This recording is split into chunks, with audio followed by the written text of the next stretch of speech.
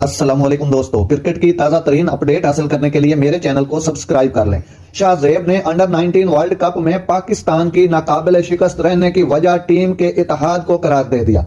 पाकिस्तान के शाहजेब खान ने ऑस्ट्रेलिया के खिलाफ अपने men's cricket world cup under 19 semifinal से कबल अपने और टीम के सफर के बारे में बात की।